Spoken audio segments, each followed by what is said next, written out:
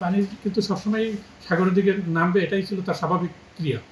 কিন্তু সাগরে যেহেতু লঘুচাপের কারণে, লঘুচাপ এবং পূর্ণিমার কারণে সাগরে যে স্বাভাবিক জোয়ার সেটা কিন্তু অন্যান্য সময়ের তুলনায় বেশি ছিল। অনেক বছর আগে যেরকম ছিল যে খালের অবস্থা, সেটা যেহেতু আমরা অনেক রকমের মানুষ সৃষ্ট কিছু ম্যানিপুলেশন করার কারণে এটার গভীরতা কিন্তু অনেক জায়গায় কমে গেছে। বাংলাদেশ আবহাওয়া অধিদপ্তর কিন্তু বন্যা সংশ্লিষ্ট যেসব জিনিস সেগুলো কিন্তু ড্রিল করে না। শুধু আমরা বৃষ্টিপাত কমবে বাড়বে বা কীরকম সেই বৃষ্টিপাতের উপর আমরা কিন্তু পূর্বাভাস দিয়ে থাকি। এই অঞ্চলগুলো কিন্তু সাগর থেকে কাছে, ফলে এটা যখনই বৃষ্টিপাতের পরিমাণটা কমে যাবে তখনই কিন্তু এই পানি দ্রুত নামা শুরু হয়ে যাবে এবং নামতে বেশি একটা সময় লাগবে।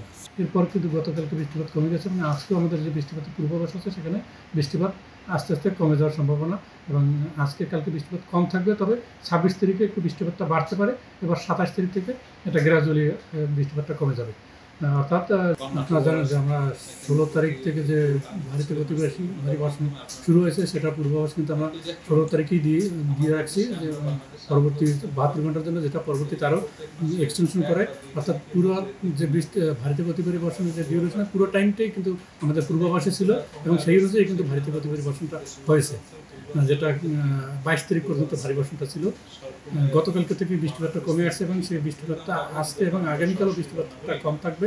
এরপর 26 তারিখে একটু বৃষ্টিপাত বাড়বে, তবে 27 তারিখ থেকে আবার সেটা কন্টিনিউ কমে যাবে। অর্থাৎ যেহেতু গতকালকে এবং গতকালকে বৃষ্টি কমে গেছে এবং আজকেও বৃষ্টিপাত একটা কমে যাওয়ার পূর্বাভাস রয়েছে।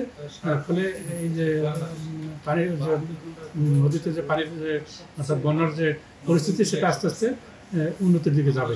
বৃষ্টিপাতের পরিমাণটা কীরকম সেই পূর্বাভাস দিয়ে থাকি। এর বৃষ্টিপাতের প্রেক্ষিতে যে আপার স্টিমে বৃষ্টিপাত কীরকম হবে, তার ফলে যে বৃষ্টিপাতের ফ্লোটা কীরকম আসবে, এটা কিন্তু আসলে ড্রিল করে বন্যা নিয়ন্ত্রণ পূর্বাভাস সতর্কীকরণ কেন্দ্র, যেটা যে FFWC, যেটা আমরা শুধু বৃষ্টির পূর্বাভাস দিয়ে থাকি। এখন যে বৃষ্টিপাত যেহেতু কমে যাচ্ছে, ফলে বন্যার পরিস্থিতি আস্তে আস্তে উন্নতির দিকে যাবে। তবে বন্যা তখন পরিস্থিতি উন্নতির দিকে যাবে তখন কিন্তু পানিটা অনেকদিন জমে থাকার কারণে পানিটা কিন্তু দূষিত পানি থাকে, এই পানিটা একটু অ্যাভয়েড করার পরামর্শ।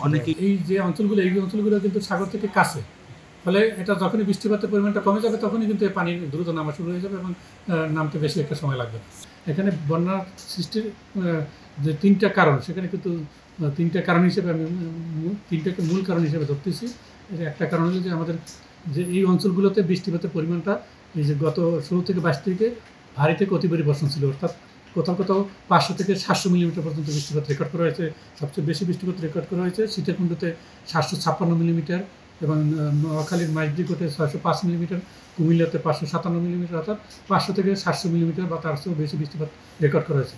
এই অস্বাভাবিক বৃষ্টি পাশাপাশি উজান থেকে যে বৃষ্টি পানি নেমে আসছে এটার সাথে যোগ হয়েছে, এবং এই পানি কিন্তু সবসময় সাগরের দিকে নামবে, এটাই ছিল তার স্বাভাবিক ক্রিয়া।